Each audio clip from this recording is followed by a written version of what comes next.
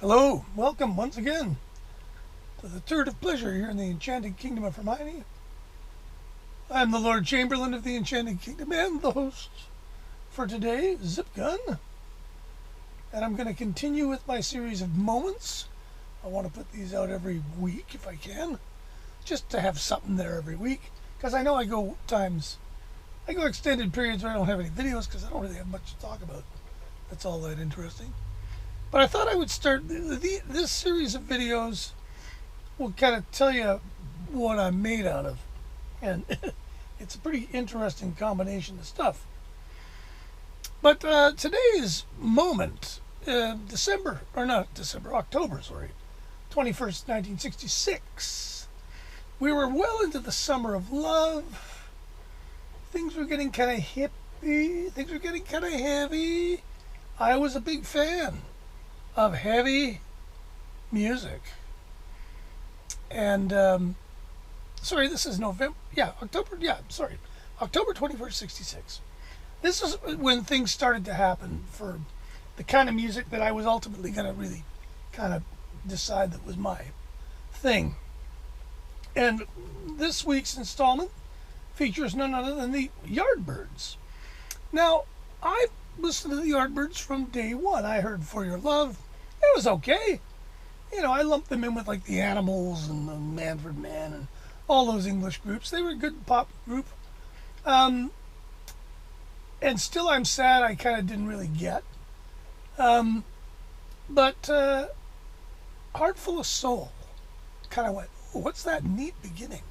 And so they were kind of interesting. And they were kind of like the Beatles and the Stones, except they were a little bit fancier, maybe. I don't know. The guitar player was maybe a little better, more of a, I don't know. Hard to describe. It's funny because when you listen to them now, the Yardbirds weren't as good as all that, really. Their singer was just super bland. But they had a pretty good sound, and they had a great songwriter, Graham Goldman, writing for them. And so this record, Heart Full of Soul, was pretty good. Shapes of Things I quite liked. It was good too, but this was the song Happenings 10 years time ago. And this song came out, like I say, October 66, and it wasn't a big hit. And it wasn't on the radio all that much because it was pretty weird. It was a pretty weird song. It's all stop, start, stop, start. And the singer, I guess, he's got this really white bread voice. And again, they've drowned him in reverb. They really got hooked on reverbing Keith Ralph's voice after Still I'm Sad. So it's a strange sounding record from the get-go. But then you get to the middle section. And the middle section is weird. It's kind of like a car accident set to music. And you can overhear people talking in the background, and it's all just very chaotic and strange. And there's this crazy guitar solo that was very much unlike anything on the radio, certainly. And I just loved this song because it was weird, and I liked weird. And needless to say, it was really hard to find. I would have gone out and bought it if I could have found it. But where I lived in Victoria, BC, Canada, a song like this would stay in the shops for maybe a month, and then it would disappear. Because the way they retailed singles in those days was very quick. They'd send out singles. If they fell off the charts, they'd send them back.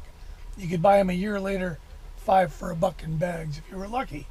But, or at the Cunningham drugstore, which was a source of many great singles for me a little while later. But this song I really liked. I still really like it. It's still my favorite. Yardbirds song. It features both Jimmy Page and Jeff Beck. One of, I believe, only 2 songs that the Yardbirds did that featured both of them. So that's noteworthy. Although you'd never know that Page is on it. I think he plays mostly just the rhythm in this. And yeah, he does it very well.